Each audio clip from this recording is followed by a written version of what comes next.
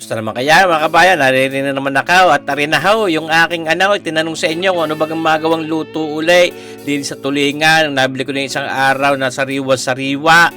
Ay aruhuay, talagang marami ho nag-request ginatan. Di aray, mga kabayan, na aking naisaing na tato magpiprito muna ulit ngayon. Di siyempre, yung ating karaniwang ginagawa diya sa tulingan, ating isasaing muna. Tapos, ay di ating ipiprito bago magataan. Ayan, ating hinahula ng karikit yung ating magic book na yaan. At ang sagay maayos ang ating pagluluto. Ayan, naglagay na tayo ng mantikang pagpipritusan natin ng ating sinaing na tulingan. Ako, talagang marami yung nag-request sa kung ano-ano at nag-suggest ng kung iba't ibang luto. Sa mga susunod na ilulutuin ko din. Talaga lang pagbibigyan ko yung mas marami yung humiling na ginatan tulingan pa rin. Ay talaga naman nga yung pagkatulingan ay talagang pandali ay sa mga handa at mga kainan ni harap-hanap mo din nga. Ay di ito ating ipiniprito na yung ating tulingang iyan, pati yung mga pinagtabaan yung aking ginamit sa pagsasaing ay ating isinama rin diyan para mas masarap, malinamnam mga kabayan. Basta yan yung ating piprito lang ng karikit na papagaya, hindi naman para tustahin. Ayan para lang di mapabango natin yan. Karikit din lang matlilima lang piraso yung ating nabiling yaon. Ay di pansarili lang naman. Ay di dadamihan na lang ang gulay mga kabayan. Inalis na natin, tati pinatitigis na. Kaya mag-uutay na tayo ng pagsasangkot siya. Ayan, ang ating kompleto ricado siya ng ating luya. May puti, may dilaw. Talagang para na sa gawin madilaw-dilaw din ang maging sabaw niya. May nakasarsa niya ang ating ginatan tulingan. Ayan, atin lang sasangkutsahin ng papagayan. Ngayon isasahog na rin natin itong ating bawang na yaan, mga 2 piraso laang. Sa inyong napapanood at itong sibuyas nito, mga 2 piraso. Tunay kaya mga kabaya, masarap-sarap din pag maraming sibuyas ay manabis-nabis na rin ang karikit siya. Kasi ati hasang kutsila ng papagaya, sinog na natin itong ating siling manghang, saka yung siling habang yaon. Pwede dagdaga kung ibay, kung mas manghang, ayan may pang-ulam, hindi man niya pulutan niya. Ating binabasa-basa ng tubig at nang sagay hindi magtutong. Ayan, ngayon una natin sasahog na itong ating talong na yung pinanguhan ni Commander Mamilisa doon sa kanyang tanim sa likod bahay. Kita nyo ba gayaan inaraw-araw yan mga kabayan. Tapos papamintahan din natin siyempre madami-dami para mas mabango at mas masarap yung ating ginataan. At ito, bikini me, ikaw na naman masarap din naman nga yan ating pinaka-taste, yung ating extra virgin anchovy extract na yan ng Lawrence bikini me. Kayo naman yan atin lang pinapagbali-balin tong day at ating sinasaboy-saboy ng tubig sa gayo hindi magtutaw. Mahirap pag nasunog at papait mga kabayan. Yan, siyempre ibigila naman yan ng gulay na ating ilalakog din kung idadamihan natin ng gulay at 5 piraso yung ating tulingan. Pero ako may isasahog pa rin diyan, pampadami din, pampasarap. Ako may nakasalang na down, pinagagato kong Don Pilas, pinaais, hindi ko ba yung Commander Mamilisa. Ay maya-maya yung pwede na rin. Magsasahog tayo din ng kahit 3 paes. Ngayon, ating nilagay na rin itong ating sitaw na yan. Gusto ko maaga-agad yung sinasahog at nang hindi yung malutaw at naagit ang ngipin, nakakangilaw, susmarsipaw. Kaya gusto ko yung malambot-lambot din yung sitaw na yan. Ayaw ko din yung mga half-cook. At ito, pati yung mga pinagtangkayan ng petsay, lalahok na rin natin diyan, mga kabayan.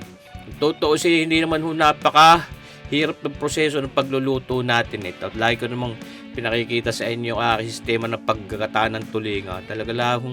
Talagang gusto ripa din ng ating pakitang lutaw kahit marami-rami na tayong ginawang garna pero kaya di sasarapan natin lalo. Kita nyo mapanoodin, nilagyan natin ng pagalawang pigayaan, dinahukan natin ng karikit na kakanggata para naman para maganda-ganda ang mga presentasyon na yan.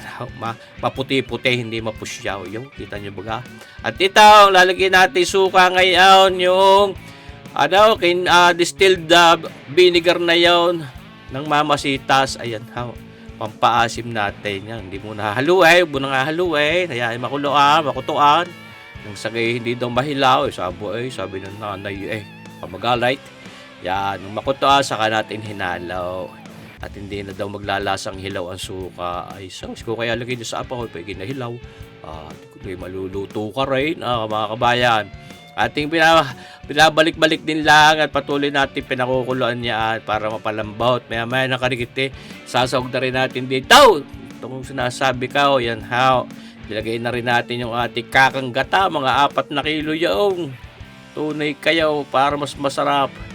Mas mga sagana sa sarsa at panghapla sa kanin. Siyempre naman. Yan how. Munang hahalo tiyanan, nung makutuan ng karikit, di ating utay-utay na hinahalaw at pinahina rin natin ng karikitang apoy. Siyempre, baka tapos yan. Pabibilisin na natin. How? Medyo baga, para pwede na. Ay, huwag na ito lang. Sus marsipaw, tawaray. Nako, tunay kayaw. Mga kabayan, ay talaga namang pagka mga ginatang tulingan, nakakapaglaway. Kaya naman marami nga gusto rin pa din ginatang tulingan daw ang aking lutuin. Wala, may pagkakamali.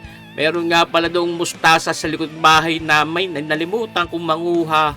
Pitsay lamang ang aking nailahok din Pwede rin din ang mustasa at panalong-panalo din mga kabayan. Ayan. Ito yung mga kabayan, dito ating pina-infuse na lang yung ating gata doon sa ating mga gulay-gulay na maya-maya nakarikit. Iyan na!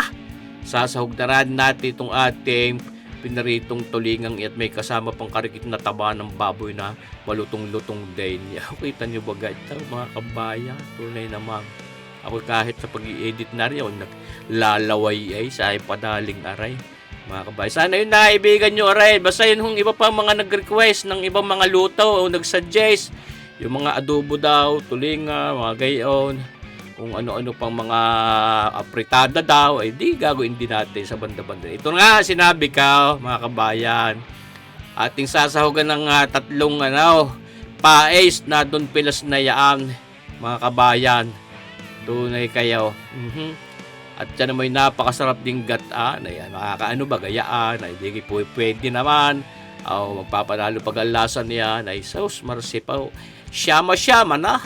Tunay kayo mga kabayan, di ba pagpadami, mas marami din makakalantak ng ginatay. Maraming gulay, hindi ko pa nga maiisahog din yung mga pinagdahunan ng pitset. Babawasan ko aray at masyado ng masikip. Yan how. Talaga namang mga kabayan, ring ating mga padaling papagarnay, yung mga nakapanur yung mga subscribers natin, matagal na nakakapanur. Talaga naman kung tutusin rin naman ginatantuling ng number 1, pinaka most viewed na video ko din sa ating YouTube channel, aring ginatang tulingan. Yan ha, lalagyan natin ng karikit na patamais para may tamis ng pag-ibig. Mga 1 kutsaritang brown sugar na putlain. Ayan, nahulog sa hagdan na mutlain. Yan ho, yun ho yung wash na sugar kung tatawagin. Yan ho. Ito tao, nadagdagan pa rin natin karikit pa niya, pas malinamnam iya, yung ating pinagpatisang iyan. Pero iaasnam pa rin natin. Dagdagi pa ng paminta at mas mabangaw. Paminta, tsaka ayang, asing yaw. May pa pink salt pa Himalayan pink salt. Ay, sus marsipaw.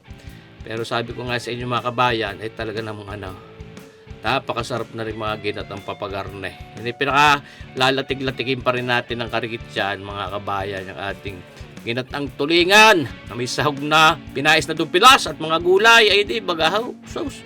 Yan, medyo nagre-reduce ng sabaw mga kabayan. Yan ay ating babawasan at nang sagay yung ating mga pinagdahunan ng pitsay ay ating maisahog diyan. Pero siyama-siyama din yan sa wakas sa dulaw. Tinimusan natin ayos to. Ito, dagdagin ng asin, pantanggal labnak. Mga kulang-kulang 1 kutsaritang asin nang makumpleto na ang lasa at alat na yung ating ginatang tulingang iyan. Sanri marami uling manood na ray, baka mag-viral ulay. Ay sauce marsipaw. Pero nung panahon yun may pandemic, talagang mga tao ay natuwang maigay doon sa aking ginatang tulingan. Ngayon nga tao ay nasa kulang-kulang 4 million views na yung ating ginatang tulingan. Hindi ako nagkakamali. Ating babawasan na mga kabayan. Atin lang, pero papagpaikot-ikot lang diyan. Yan. At nang sagay, pagluag-luag, pag sinahog na natin yung ating dahon ng pitsay. Tunay naman, hindi baga kayo naglalaway din mga kabayan. Kung kayo lalantakan nyo, yan na nga.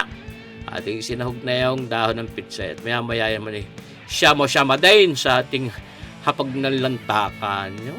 Tunay kayaw mga kabayan, sayang nga, hindi ko nasamahan ng mustasa. Kalimutan ko manguha, may nag-suggest nga pala noong. Mga kabayan, samahan ko daw ng mustasa. At sigurado namang napakasarap din nga yan. Nangahaw mga kabayan, salamat sa inyong panunood din sa ating bidyong are. Kita nyo bang ang itsura? Nagaanyaya ang sarap. So, sumarasipaw tawarin. Tunay kaya siya. Magluto na rin kayo ng papagarnay. Huwag papagayaw, papagayan dapat. Salamat sa inyong panunood mga kabayan. God bless!